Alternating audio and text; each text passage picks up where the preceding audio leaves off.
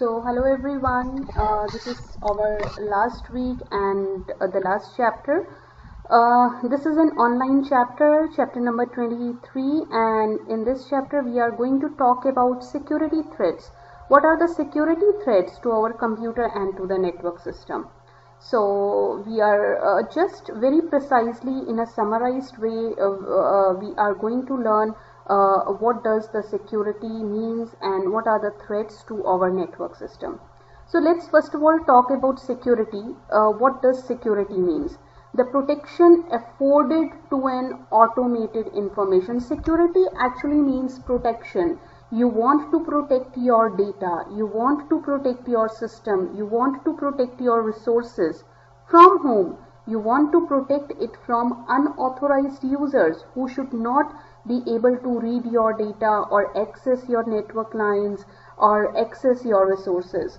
So the protection afforded to an automated information system in order to attain the applicable objectives of preserving. So what this means that we want to protect our information system so that we can achieve the objectives of three objectives, which are integrity, availability, and confidentiality. The whole concept of computer security system is based on these three concepts: confidentiality, integrity, and availability. We call it as CIA triad. So we want to preserve the objectives of integrity, availability, and confidentiality of the information system resources. So what are our information system resources, which includes hardware, software, firmware, our information, data, and telecommunication. So we want to protect all these things. Now, as I said, the whole concept of computer security system, whole concept of data and services revolves around these three concepts: confidentiality, integrity, and availability. We call it as CIA triad. Now, what is confidentiality and what is integrity and what is availability? Let's talk about it. Confidentiality. This term covers two related concepts. What are they? First one is data and privacy. So it assures that private or confidential information is not made available or disclosed to the unauthorized individual. This means that my private data should be kept as private or confidential. It should not be disclosed to the unauthorized individuals. For example, my password, my credit card number, my debit card number, all these information is confidential. Even my bank account number, the bank employees cannot give my bank account number to any other individuals rather than me. They cannot disclose my bank information details to any other person other than me. So this is called as confidentiality. Privacy. It assures that individuals control or influence what information related to them can be collected and stored, by whom, and to whom that information may be closed. This means that sometimes we do in a bank that you can give this information to this person. When it happens, for example, sometimes you tell the teacher that please give my assignment or this paper to my friend who will come to you. So this is called as privacy. It assures that individuals control. That means I am controlling to whom my information can be handed over or who can collect my information. That is called as privacy. Going ahead, now next concept is integrity. Now integrity, we have two related concepts: data integrity and system integrity. So data integrity assures that information and programs are changed only in specified and authorized manner. That means only the authorized persons can change the information. So for example, my bank account details, they can only be changed by me. My phone number, my email ID can only be changed by me, not by any other person. System integrity. It ensures that system performs its intended function in an unimpaired manner, free from deliberate or inadvertent unauthorized manipulation of the system.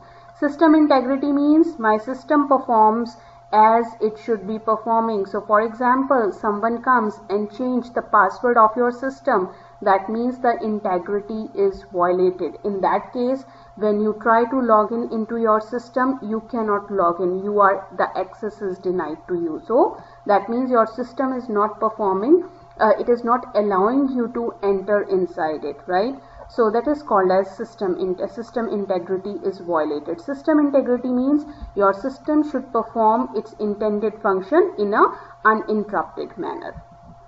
The last thing is availability. Assures that systems work promptly and service is not denied to the user. The one example that I have given to you, it fits both in system integrity and availability. So for example, if someone changes your password, maybe for your bank account, so you are denied the access to it. That means the system or that particular thing is not available to you. The service is denied to the authorized user. So it is not available to you. That is called as the concept of availability. So the three concepts C, I and A: confidentiality, integrity and availability. Now let's talk about loss of security.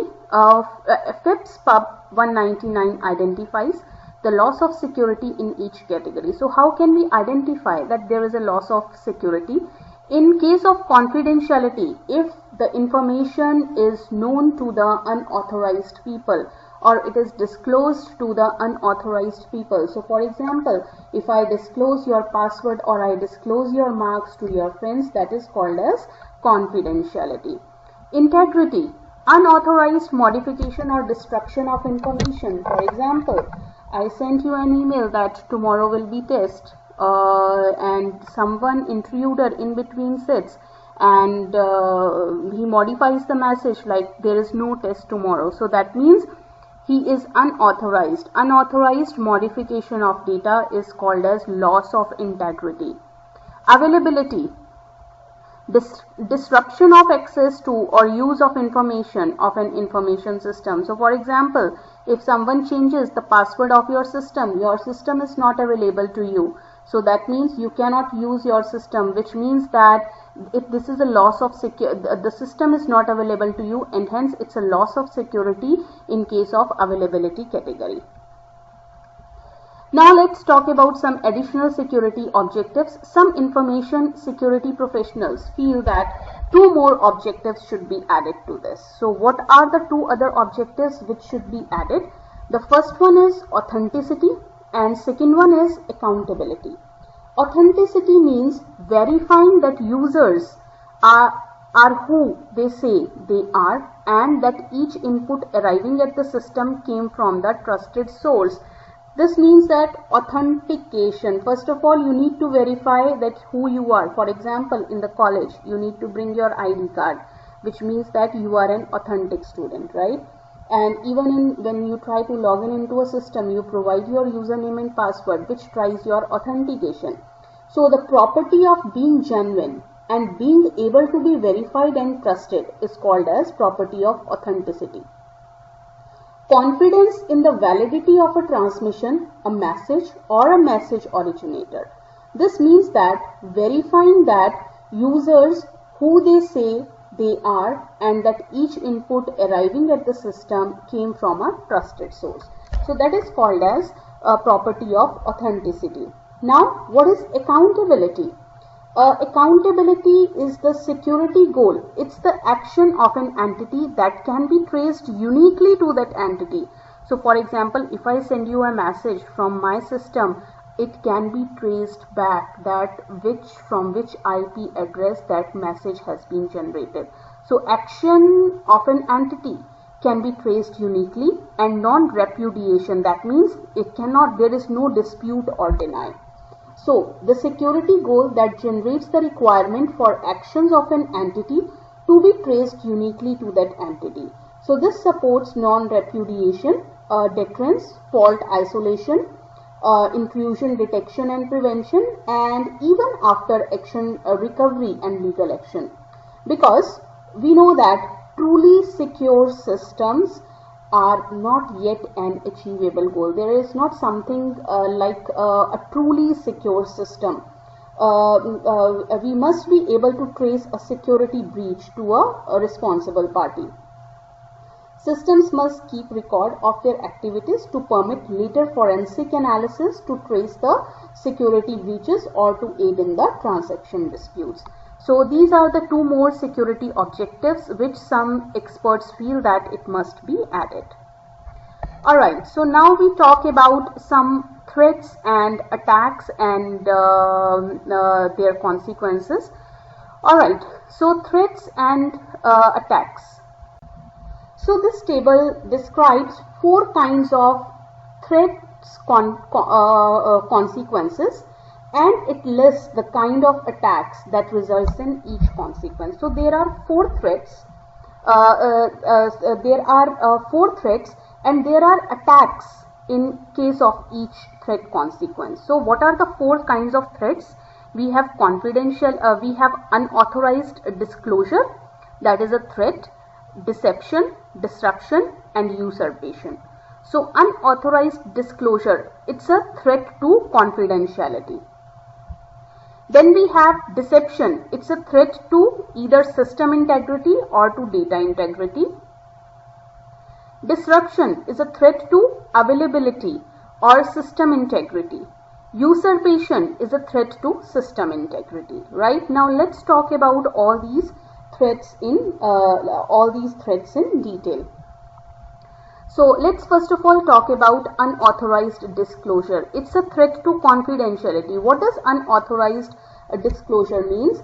This means that a circumstance or event whereby an entity gains access to data for which it is not authorized. That means I come to know your bank account details, or I come to know your credit card PIN number. That is called as unauthorized disclosure. Now, what are the threat actions in response to this threat? First thing is exposure. Sensitive data are directly released to unauthorized entities, so the private data is released. This can be deliberate, as when an insider intentionally releases sensitive information such as credit card number to an outsider. It can also be the result of a human, hardware, or the software error, which results in an entity gaining unauthorized knowledge of sensitive data.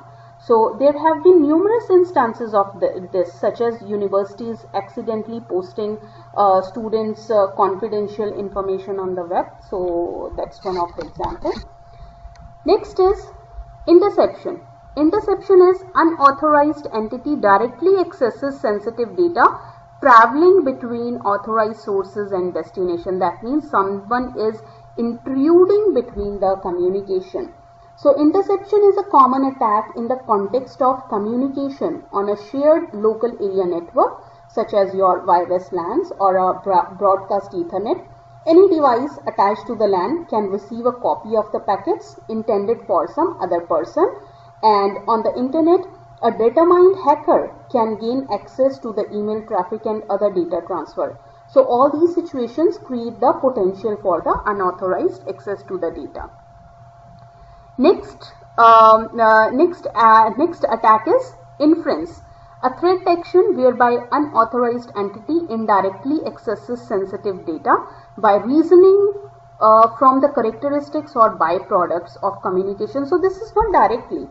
So an example of inference is traffic analysis, in which some intruder is able to gain information by observing the pattern on the traffic, such as the amount of traffic between source and destination.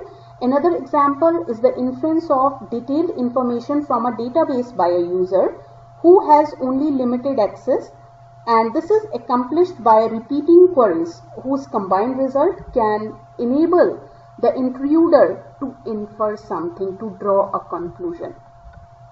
And the last attack under this threat consequence is an unauthorized entity gains access to the sensitive data by circumventing a system's security protection.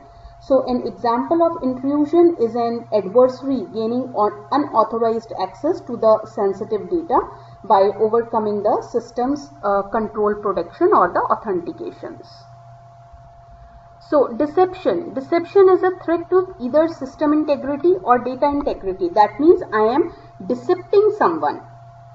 So what are the attacks? Masquerade, an unauthorized entity gains access to the system or performs malicious act by posing as an authorized entity. So deception means I am falsifying myself, I am becoming something else, but I am not. So masquerade. One example of the masquerade is an attempt by an authorized user to gain access to the system by posing as an authorized user. For example, your friend may have the admit card of yours or the student ID of yours, and she may pose that she is you. This could happen if the unauthorized user has learned another's user login ID and password. Another example is malicious logic such as Trojan horse that appears to perform useful or desirable function, but actually it gains unauthorized access to the system resources and tricks a user into executing other malicious logic. Second attack is falsification, which means false data deceive an unauthorized entity. So this refers to altering or replacing of valid data or introduction of false data in the database. For example, a student may alter his or her grades in the school database. The third attack over here is repudiation. An entity deceives another by falsely denying responsibilities for an act. So this means that although someone has done that act, but that entity says, no, I haven't done it. So in this case, a user denies sending data or user denies receiving or possessing the data. That is called as repudiation. Now next is disruption. Disruption is a circumstance or an event. That disruption means to disrupt something, to stop something, or to interrupt something. It prevents the correct operation of the system, services and the functions. So it is a threat which is directly related to, it's a threat to availability and system integrity. So what are the threats under this, attacks under this? First is incapacitation. It prevents or interrupts system operation by disabling some of the component of the system. So this is an attack on the system availability. This can occur as a result of destruction or damage to the system hardware, and most of the times malicious software such as bombs, viruses, Trojan horse could operate in such a way to disable a system or stop some of its services. Next is corruption. Undesirably, it alters the system operation by adversely modifying system functions or data. So this is an attack on the system integrity. Malicious software in this context can operate in such a way that system resources or services they function in unintended manner, or user can gain unauthorized access to the system and modify some of its function. For example, someone gaining unauthorized access to your system and changing the password of your system. An example of the latter is a user placing backdoor logic in the system to provide subsequent access to the system and its resources by other than the usual procedure. Last one is obstruction in this category. So obstruction, it's a threat that interrupts delivery of the system services by stopping the system operation. So one way to obstruct a system operation is to interfere with its communication by disabling the communication or altering the communication control information. Now next we go to the last threat, usurpation. Usurpation is a threat to the system integrity. So usurpation, what are the threats under this? First is the misappropriation. An entity assumes unauthorized logical or physical control of a system. So this can include theft of service. Someone steals your service or system.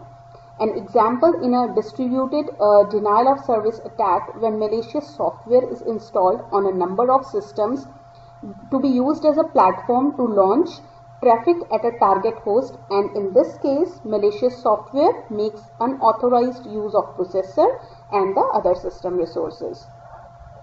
The last one under this category is misuse. It causes a system component to perform function or a service that is detrimental to the system security. So this means that misuse can occur either by means of a malicious software or by the hacker that has gained unauthorized access to a system, and in either case security functions can be disabled or they can be stopped or interrupted. Alright, now let's move ahead. Alright, so computer and network assets. Now the four assets of a computer are hardware, software, data and communication lines. So hardware, software, data and communication lines, these are the network assets. Now what can be the availability, confidentiality or the integrity attacks on these? On the hardware, there can be no confidentiality or integrity attack. So what is the availability attack or the availability loss of availability? Equipment is stolen. So someone steals your hardware and hence service is denied. For the software, if the programs are deleted, so users are denied access using to that software, that is the loss of availability. Confidentiality, an unauthorized copy of the software is made. Assume that you have created a software and someone copies that software, so that is a loss of confidentiality. Integrity, a working program is modified either to cause it fail during the execution or to cause or to make it do something else. For example, you have written a program to calculate a factorial, but someone modifies it and it calculates the multiple of that number. that is called as loss of integrity. How about data? Loss of availability, when the files are deleted, so that is the loss of availability.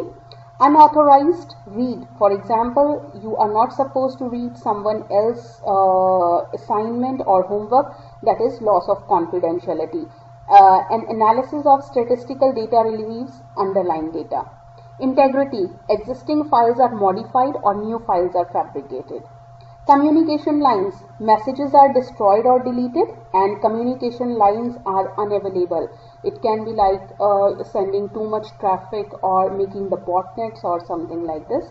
Confidentiality, in between the hackers or the intruders sit and they capture the packets and they read the messages. The traffic pattern of the messages is observed. Integrity, messages are modified, delayed, reordered, duplicate, or false messages are fabricated. Now, hardware, major threat to computer system hardware is the threat to availability. So a major threat to computer system is the threat to availability. Now hardware is most vulnerable to attack and the least susceptible to automated controls. Now threats under to hardware include accidental damage, intentional damage and theft. So accidental and deliberate damage to equipment as well as theft. So the proliferation of personal computers and workstations and the use of local area network increase the potential for loss in this area. Theft of CDs and DVDs can lead to the loss of confidentiality.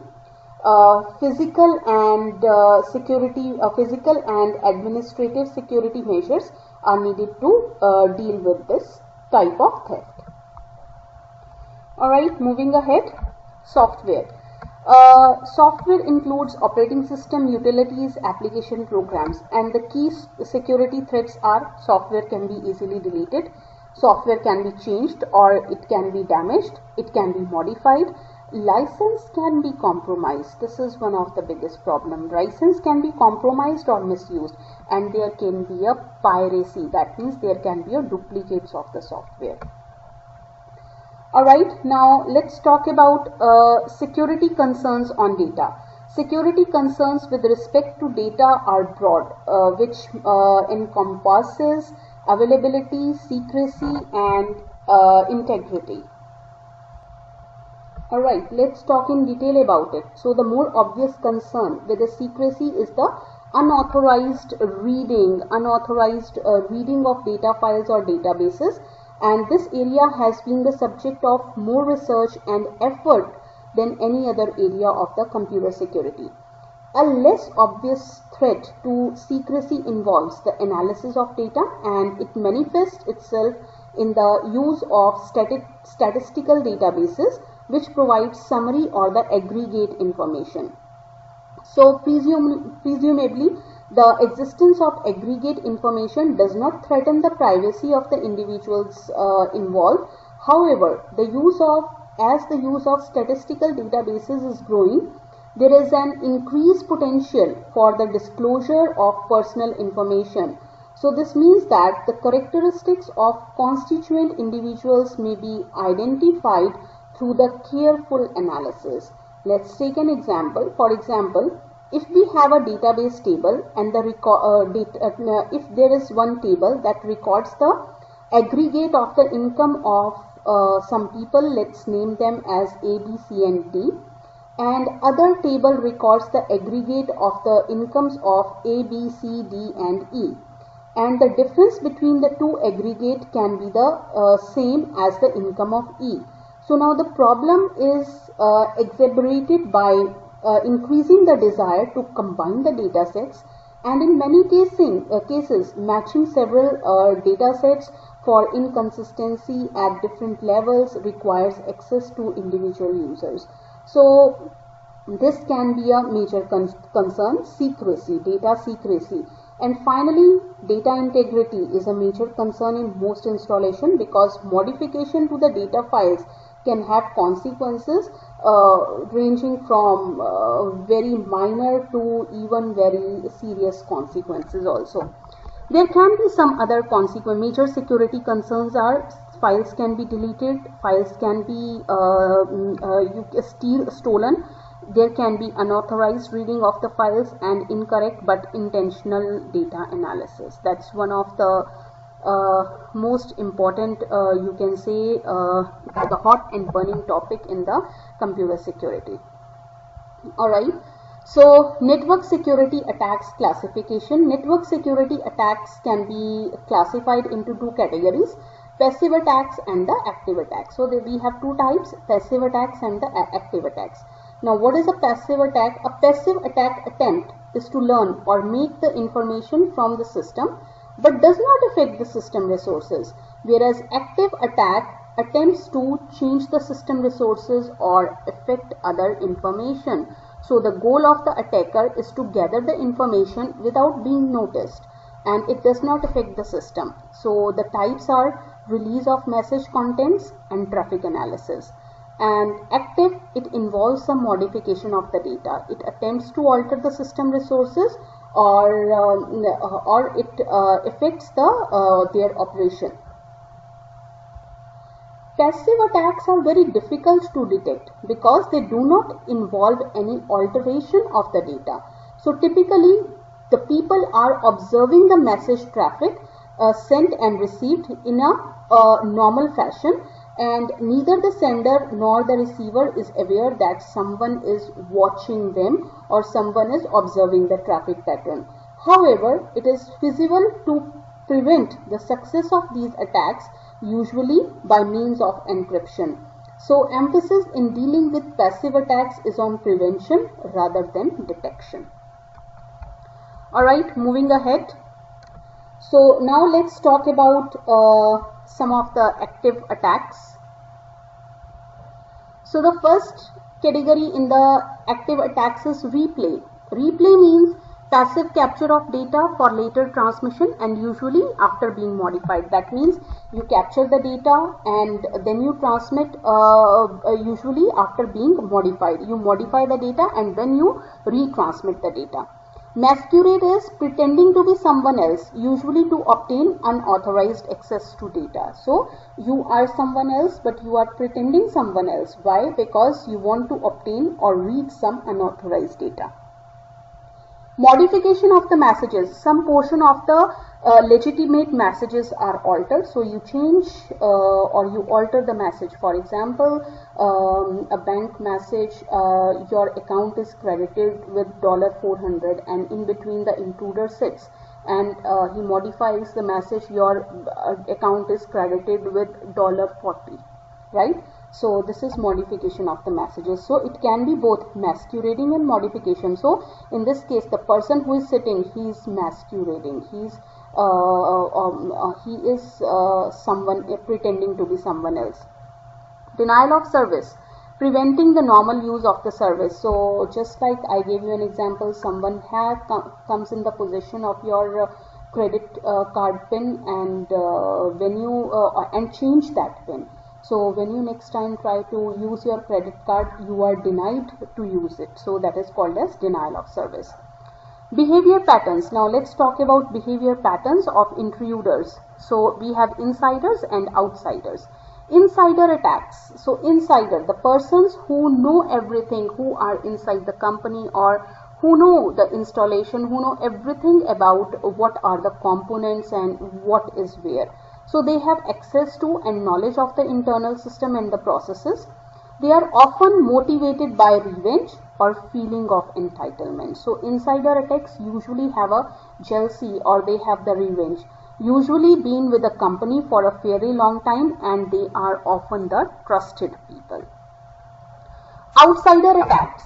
They penetrate a real user account by pretending them to be them. So they try to hack a real user account. Then they, by hacking that account, they pretend that they are that real user. So that is called as an outsider attack.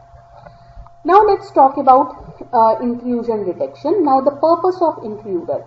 The purpose of intruder is to gain access to a system or to increase the range of privileges that can be accessed on a system. So many times, most of the initial attacks use system or system software vulnerabilities. Always remember, there are vulnerabilities in the software. There are weaknesses in the software which intruders can exploit.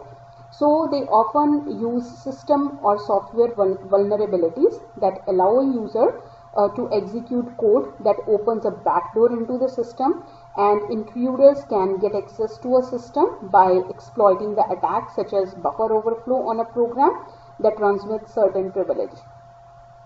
Also, the intruder attempts to acquire information that should have been protected. So in some cases, this information is the form of a user password. With knowledge of some other user's password, an intruder can log into a system and perform all the privileges that are given to the legitimate user. So system or software vulnerabilities are exploited, backdoors are created like buffer overflow, passwords can be compromised, root script can be, and social engineering. These are the most common type of attack. Social engineering, that means you try to socialize, and social engineering means it's a human engineering by which you become a friend of someone and then you try to gain the sensitive information of that user, and then you do your work, you break the confidentiality rule, integrity and availability. Now next we talk about malicious software, or we call it as the malware. So perhaps the most sophisticated type of threat to the computer system are presently by the programs that exploit vulnerabilities in computing systems. Such threats, they are called as the malicious threats or malware. Malware come in many disguises. So in this context, we are concerned with the applications program as well, utility programs such as editors and compilers. Malware is a software designed to cause damage to our system or use up the resources.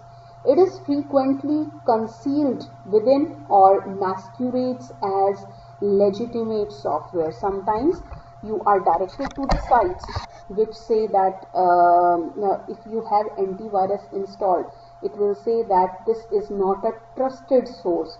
So malicious software always comes with the trusted source, right? So with that trusted source, there is something which hides, which disguises itself, and then it harms your system. In some cases, it spreads itself to other computers via email or infected floppy disks. And the terminology in this area presents problem because of the lack of universal agreement on all of the terms, and because some of the categories overlap. So they come in disguises like they are hidden in application programs, utility programs, links and attachments. So this is called as malicious software. Now the two categories of the malicious software. Malicious software can be divided into two categories. First one is the parasitic, those that need a host program and those that are independent. So the ones that need a host program, they are called as parasitic, and the one that do not need any program, they are called as independent. They are called as independent. So parasitic, they are essentially fragments of a program that cannot exist independently of some actual application program, utility, or it can be a system program.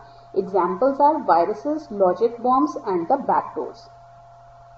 Whereas the independent programs, they are the self-contained programs that can be scheduled and run by the operating systems. Worms and botnets, they are the examples. So examples under parasitic, let's talk about examples under parasitic and independent malicious software. We have backdoors, logic bombs, Trojan horse and viruses. These are all the examples of the parasitic malicious software, and independent, they are worms and bots are the examples. Alright, so here is a description of all these terminology. What is a virus, what is a keylogger, what is a worm, what is a logic bomb, what is a backdoor, what is a mobile code. So virus is a malware which tries to replicate itself in executable code. So when the infected code is executed, virus also executes. Worm, it can run independently, so it's an independent software, malicious software, and it can travel in the complete working version of itself. Logic bomb is a program which is inserted into a software by the hacker.